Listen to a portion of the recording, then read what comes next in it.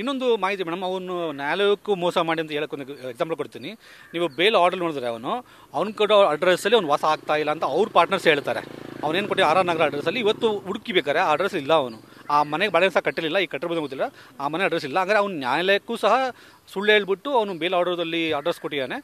ಇನ್ನೊಂದು ನನಗೊಂದು ಬಂದಿರೋದು ಬೆಳಗ್ಗೆ ಕಾಲ್ ಅಂದರೆ ಅವರ ಕಂಪ್ನಿಯ CA ಆದಂತಹ ಸಾರಂಗ್ ಮಾನೆ, ಇನ್ನೊಬ್ಬರು ಸಾಗರ್ ಗರ್ಗ್ ಅಂತ, ಅವ್ರಿಬ್ರು ಪಾರ್ಟ್ನರ್ಸ್. ಅದರಲ್ಲಿ ಅವ್ರಿಗೆ 53 ಲಕ್ಷ, ಕಂಪ್ನಿಗೆ 53 ಲಕ್ಷದ್ದು ಫ್ರಾಡ್ ಮಾಡಿದ್ದಾರೆ ಅಂತ ಅವರೇ ಬೆಳಗ್ಗೆ ಬಂದು ಫೋನಲ್ಲಿ ಹೇಳಿದ್ದಾರೆ. ಅದು ರೆಕಾರ್ಡಿಂಗ್ ಸಹ ನಿಮಗೆ ಕಳಿಸಿದ್ದೀನಿ, ಅದನ್ನು ಯಥಾವತ್ತಾಗಿ ಪ್ಲೇ ಮಾಡಿದ್ದಾರೆ, ಏನು ಎಡಿಟ್ ಮಾಡ್ದಲೆ. ಅವ್ರು ಹೇಳಿದ ಪ್ರಕಾರ ಏನಂದರೆ ವೈಯಕ್ತಿಕವಾಗಿ 8.5 ಲಕ್ಷ ಕೊಡಬೇಕು ಯಾರು ಪ್ರತಾಪು ಸಾಗರ್ ಗರ್ಗಿಗೆ, ಹಾಗೂ ಅವರ ಕಂಪ್ನಿಲಾಗಿರೋ ಫ್ರಾಡು 53 ಲಕ್ಷ. ಇದು ರೈತರ ಹೆಸರಲ್ಲಿ ರೈತರು ಡ್ರೋನ್ ಮಾಡಿಕೊಡ್ತೀವಿ, ಡ್ರೋನಲ್ಲಿ ಔಷಧಿ ಸಿಂಪಡಿಸ್ತೀವಿ ಅಂತ ಮಾಡಿರುವಂಥ ಒಪ್ಪಂದ ಇದೆಯಲ್ಲ, ಅದ್ರ ಮೇಲೆ ಅವರು ಅಲ್ಲಿ ಧೂಲೆಯಲ್ಲೂ ಸಹ ಹಾಗೂ ಇಲ್ಲಿ ಬ್ಯಾಂಗ್ಳೂರು ಸಹ ಕೊಡ್ತೀನಿ ಹೇಳಿದ್ದಾರೆ.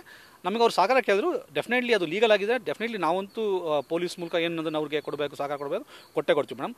ಹಾಗಾಗಿ ನಾವು ಒಬ್ಬನೇ ಅಂತಲ್ಲ, ಸುಮಾರು ಜನ ಮುಂದೆ ಬರ್ತಾ ಇಲ್ಲ. ಈಗ ಅವ್ರು ಜೈಲಿಗೆ ಹೋದ್ಮೇಲೆ ಸುಮಾರು ಜನ ನಮಗೆ ಇಂಡಿವಿಜುವಲ್ ಕಾಂಟ್ಯಾಕ್ಟ್ ಮಾಡ್ತಿದ್ದಾರೆ. ಅವ್ರದ್ದು ನಮ್ಮ ಟೀಮು ಇವ್ರು ನಿಜವಾಗ್ಲೂ ಲೀಗಲ್ ಆಗಿದೆ ಅಂತ ನಮಗೆ ಪರಿಶೀಲನೆ ಮಾಡಿದಾಗ ನಮ್ಗೆ ಅನಿಸಿದಾಗ definitely will support everyone. ಇನ್ನೂ ರಾಜಶೇಖರ್ ಒಬ್ಬರು ಇದ್ದಾರೆ, ಅವರು ಟ್ರೈ ಮಾಡ್ತಿದ್ದೀವಿ, ಫಿಲ್ಮ್ ಪ್ರೊಡ್ಯೂಸರು, ಅವ್ರಿಗೂ ಸಹ ಏನೋ ಮೋಸ ಮಾಡಿದಾರಂತೆ, ಅವ್ರಿಗೂ ಟ್ರೈ ಮಾಡ್ತಾ ಇದ್ದೀವಿ. ಸೊ ಅವರಿಂದ ಯಾರ್ಯಾರಿಗೆ ಮೋಸ ಆಗಿದೆ ಅವ್ರನ್ನೆಲ್ಲ ನಾವು ಸಂಪರ್ಕ ಮಾಡ್ತಾ ಇದ್ದೀವಿ, ಅವರು ನಮ್ಗೆ ಸಂಪರ್ಕ ಮಾಡ್ತಿದ್ದಾರೆ. ಸೊ ಕಾನೂನು ರೀತಿ ನಾವು ಹೋರಾಟ ಮಾಡ್ತೀವಿ ಮೇಡಮ್. ನ್ಯೂಸ್ ಫಸ್ಟ್, ನಿರ್ಭೀತಿಯಿಂದ ನಿಮ್ಮ ಪರವಾಗಿ.